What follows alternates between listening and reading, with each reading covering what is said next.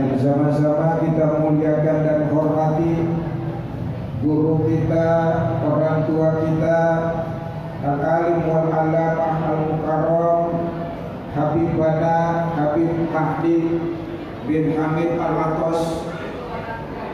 Kita doakan semoga senantiasa kita dapat berkah dari beliau. Mudah-mudahan beliau senantiasa diridhoi dan diberkahi oleh Allah Subhanahu wa taala. Juga guru kita, orang tua kita, Al-Alim wal-Alamah Al-Mukarram Kiai Haji Syihabuddin Ahmad, yang kita tunggu ilmu-ilmu beliau, nasihat-nasihat beliau. Juga Al-Mukarram Kiai Haji Hakim Muslim, dan juga kakanda saya Al-Mukarram Ustaz Nanang, para asatidz wal ustazat yang mohon maaf tidak dapat saya sebutkan rangkai nama serta gelarnya satu persatu. Ibu bapak hadirin yang insya Allah dimuliakan oleh Allah Subhanahu wa ta'ala, para pemuda yang saya cintai dan para pemudi yang mencintai saya. Ada enggak? Ibu bapak hadirin yang dimuliakan oleh Allah Subhanahu wa ta'ala, di malam yang penuh berkah dan cerah ini saya ingin berbicara 3 hal saja. Insya Allah 3 hal ini selesai dalam waktu 5 menit, lewat 1 jam. Kuat gak? Insya ini masih mau dengerin ceramah gak? Tadi udah banyak kandungan ilmu disampaikan oleh Habibana. Masih semangat? Masih konsen? Coba tangannya dikedepanin dua-duanya, depanin semuanya dua-duanya. Ya, ayo ibu-ibu, bapak-bapak, depanin semuanya dua-duanya, ayo. Ya, biar enggak tegak. Dua-duanya ikutin perintah saya, jangan lihat contoh. Ayo ke depanin dua-duanya semuanya. Dua-duanya tangannya depanin. Ayo, dikatasin. Depan lagi, dikatasin lagi. Cepat tangannya, cepat. Pegang dagu. Ya Allah. Ini kampung apa sih namanya ini? Dagu jidat yang di sini ya. Ini terusin kan nih Kiai kalau begini nih. Ibu bapak hadirin yang dimuliakan oleh Allah Subhanahu wa ta'ala, di malam yang penuh berkah dan cerah ini, mari kita jaga dan tingkatkan kualitas iman kita. Kenapa? Di tengah-tengah zaman modernis seperti saat ini, di tengah-tengah zaman kalau kata anak muda gitu ya, di tengah zaman iman mendapat tantangan dan ujian yang cukup serius. Bertambah berat ujian iman ketika modernisasi diboncengi oleh yang namanya ideologi menyesatkan. Sekularisme, liberalisme, komunisme, ini yang merusak akidah dan iman kita. Dulu Bapak Ibu, umat kita di pelosok hanya diiming-imingi sekardus Indomie, sekantung sembako, bisa pindah imannya. Betul. Hanya dibawain sekardus sembako, sekantung Indomie, iman bisa bergeser. Tapi hari ini modus mereka udah berganti. Tidak lagi dengan sekardus Indomie, sekantung sembako, sebab mereka sadar hari ini umat Islam secara ekonomi telah membaik. Hari ini umat Islam secara ekonomi telah maju. Bahkan kemarin saya mendengar ada rilis dari pemerintah. Pemerintah mengeluarkan rilis bahwa tingkat kemiskinan di Indonesia telah menurun. Saya cek ternyata benar Bapak Ibu. tingkat kemiskinan di Indonesia telah menurun dari ayah ke anaknya. Turun dari anak ke cucunya. Mereka tidak lagi dengan Indomie dan sembako, sebab mereka sadar hari ini umat Islam telah cerdas bahwa yang namanya iman mahal harganya. Betul. Apaan betul? Mereka udah sadar bahwa yang namanya iman orang Islam mahal harganya. Benar. Jangankan sekardus sembako, jangankan sekantung Indomie, dengan emas sepenuh bumi masih mahal iman kita. Betul.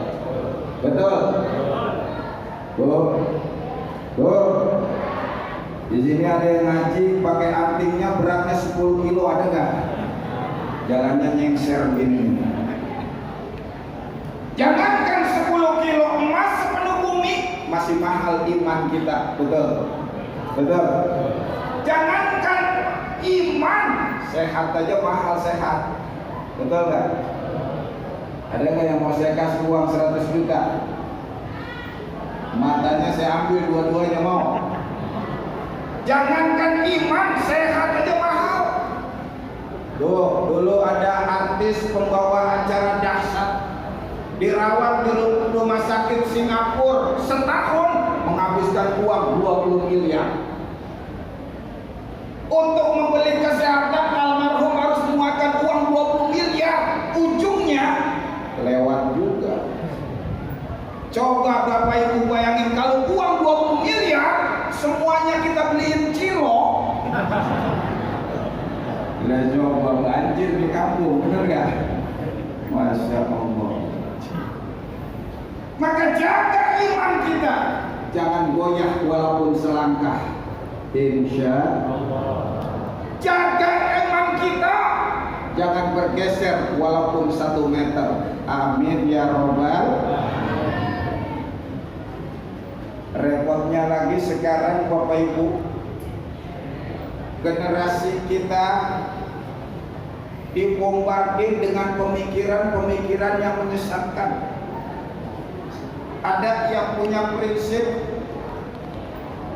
yang penting baik di keluarga, santun di masyarakat, selesai urusan agama. Ada sekarang begitu.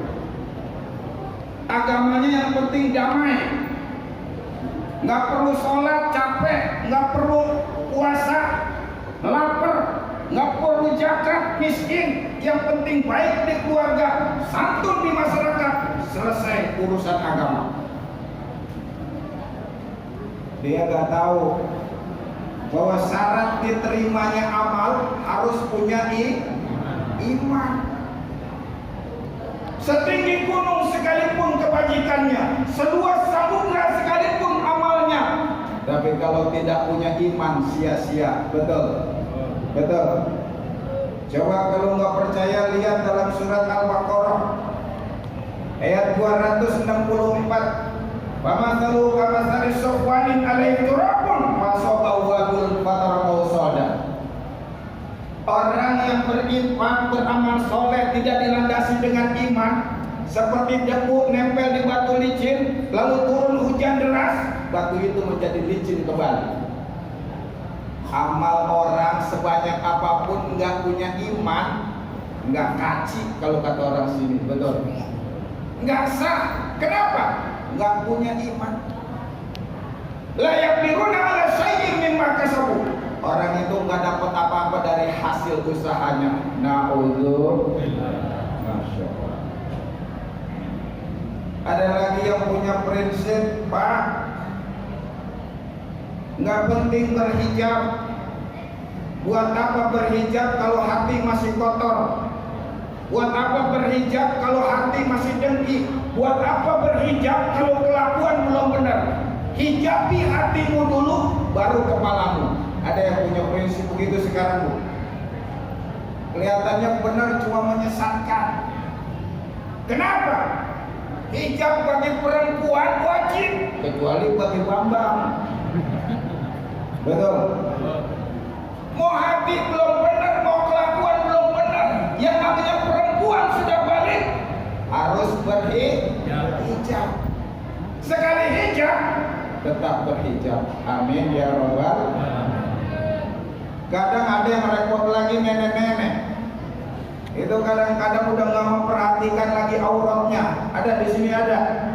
Utang kemana-mana, buah berenuk udah kendor gitu. Nek, pakai baju yang benar, tutup hijab nek. Ya Pak Ustaz, siapa sih yang mau nyulik saya? Lah, ukurannya bukan diculik atau enggak, tapi yang namanya aurat harus dijaga. Betul Ibu? Betul Bapak? Nih hati-hati nih. Sekarang kita banyak digeser, pemikiran kita disesatkan, dijauhkan dari agama dan tradisi kita. Mudah-mudahan kampung sini dijaga oleh Allah Subhanahu wa Ta'ala.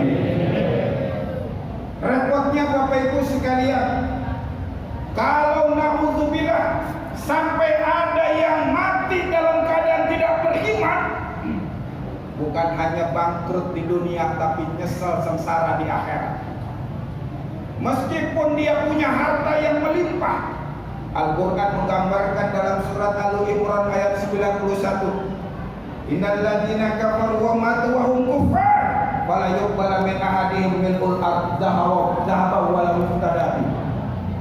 Kalau ada orang kafir yang mati dalam keadaan kafir, lalu nanti di akhirat seandainya dia punya emas sepenuh bumi, mau nebus dirinya, mau minta ampun kepada Allah, ditolak oleh Allah. Kenapa? Karena mati tidak membawa iman. Na'udzubillah. Mudah-mudahan kita semuanya di sini husnul khotimah. Ibu bapak hadirin yang dimuliakan oleh Allah Subhanahu wa Ta'ala. Sudah pemikiran disesatkan, hari ini generasi kita dibombardir oleh yang namanya budaya barat. Repotnya generasi kita nih, orang kita kalau lihat orang bule bawaannya silau, kayak kena sindrom barat. Mungkin karena kita kelamaan dijajah kali ya, 360 tahun dijajah bule. Kalau lihat orang bule kita anggap keren, kalau lihat orang bule kita anggap oke, kalau kita lihat orang bule kita anggap hebat. Padahal belum tentu boleh jadi di kampungnya gembel, betul kan? Tapi kita sering meniru-niru orang barat. Jangankan generasi kita, orang tua aja namain anak maunya ke barat-baratan. Kalau nggak barat nggak keren, norak katanya. Allah.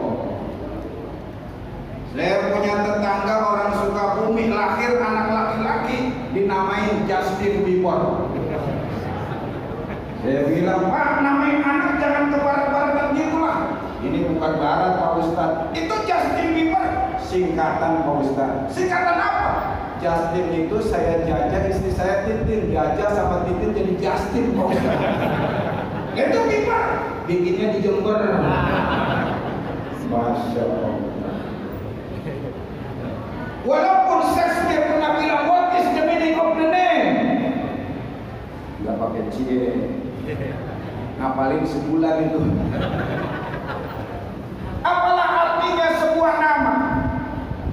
Jangan lupa Bapak Ibu, buat kita orang Islam al-ismu mu'ayyanun bil musamma. Nama menunjukkan karakter yang punya nama.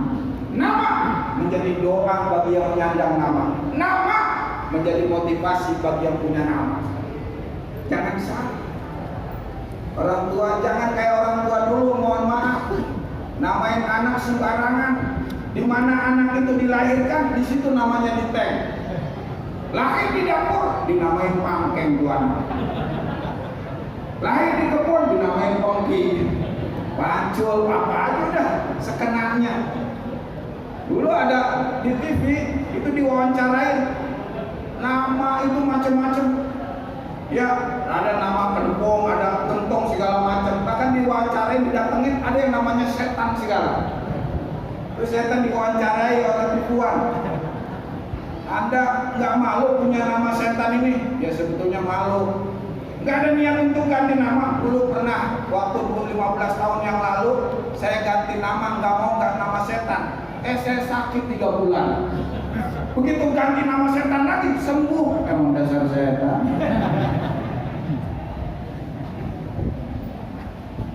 Hati-hati Bapak Ibu sekalian yang dimuliakan oleh Allah Subhanahu wa taala. Nama menjadi doa. Dulu ada orang yang namanya Mbah Marijan. Marijan artinya percikan api. Matinya di gunung berapi. Dengar. Dulu ada orang yang namanya Jarimah. Jarimah artinya kriminal besar, jadi ratu ekstasi. Ada pernah dengar namanya Jarimah dulu? Yang kenal berarti itu tandanya udah tua. Allah karim. Maka namailah anak kita nama yang baik-baik, minimal maknanya baik. Nggak harus, jangan dipaksakan ngambil di Al-Quran, nggak harus. Nggak wajib kita namain anak ngambil di Al-Quran, nggak harus. Kalau dipaksakan salah ngambil, bahaya. Lahir anak perempuan dinamain Siti Naru Jahanam. Naru Jahanam sih Bu, ada Pak Ustaz di Al-Quran. Bapak Ibu yang dimuliakan oleh Allah Subhanahu wa taala, saya kalau ngajar itu absen berbunyi, saya bacakan, saya panggil anak-anak, saya suruh pulang satu-satu.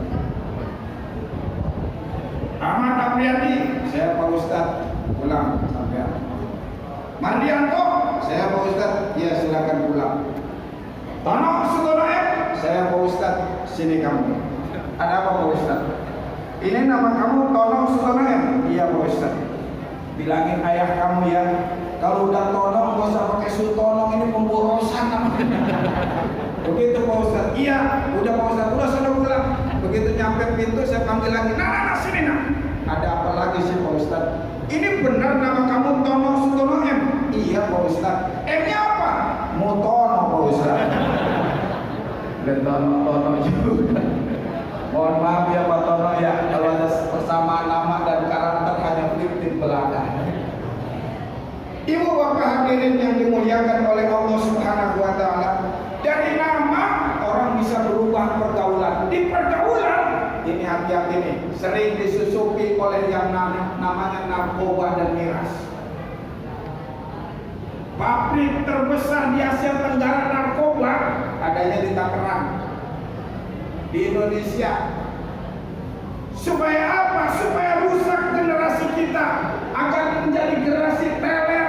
Jangankan mikirin dirinya dan masyarakat, jangankan mikirin bangsa dan negara, dirinya aja udah gak becus. Kenapa?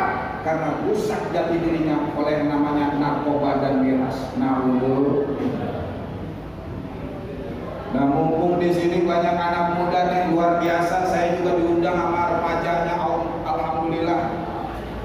Kalau remaja di kampung aktif kegiatan keagamaan, insya Allah 10-20 tahun ke depan kita nggak usah khawatir.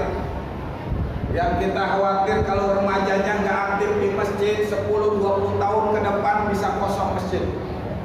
Orang kampung ini luar biasa, remajanya dahsyat sekali.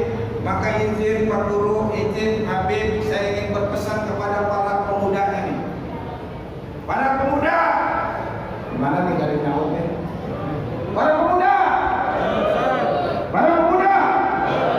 minum minuman keras bukan budaya bangsa, setuju? Para pemuda, narkoba bukan budaya Islam, setuju? Maka jauhi narkoba, tinggalkan miras, setuju? Lagian Mas Bang, kalau orang barat minum minuman keras wajar. Kenapa? Pertama, kafir. Kedua, makannya setiap hari keju, hamburger, hotdog. Begitu mabok muntah, keluar keju. Ini orang pal belagu mabok. Setiap pagi sarapannya uduk sama urap. Begitu mabok muntah, keluarnya toge. Agak keren banget dah. Mudah-mudahan di sini mah kampung ini bebas sama narkoba miras ini. Kalau tadi para pemudanya, saya pengen pesan kepada para pemudinya nih, wahai para gadis,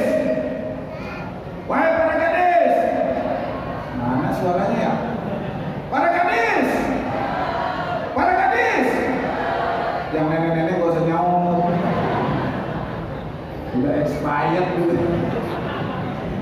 Ini dibilang gadis aja.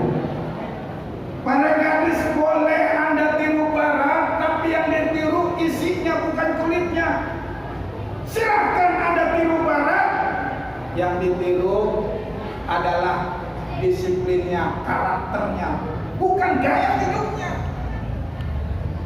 Ini enggak perempuan barat pakai pakaian orok ditiru sama perempuan kita. Lah gimana bukan pakaian orok itu? Baju ditarik ke bawah, atas nongol, ditarik ke atas pusar kiat. Allah. Para gadis nih saya kasih tahu ya, kalau perempuan barat pakai pakaian orok pantas.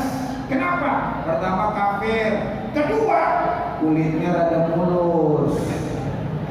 Ini perempuan pal belagu pakai pakaian orok, udah pusatnya bodoh, kulitnya buram. Astagfirullah. Ini mohon maaf, kita sering disinggung sama Ustaz Fadlan dari Papua tuh. Kesian deh orang Jakarta. Kenapa Pak Ustaz? Kita di Papua sudah mulai belajar berpakaian. Orang Jakarta baru mulai belajar telanjang. Mohon maaf guru, saya sering jalan naik motor, naik mobil, itu ada perempuan diboncengin, tunggirnya kelihatan. Enggak dilihat. Dilihat haram, enggak dilihat haram. Gara-gara tunggir tuh kemarin Pak RW masuknya ke Mekarsari, nyampenya ke Cijantung. Yang ikutin tunggir aja kan. Ya kita selawat dulu. Ya Nabi.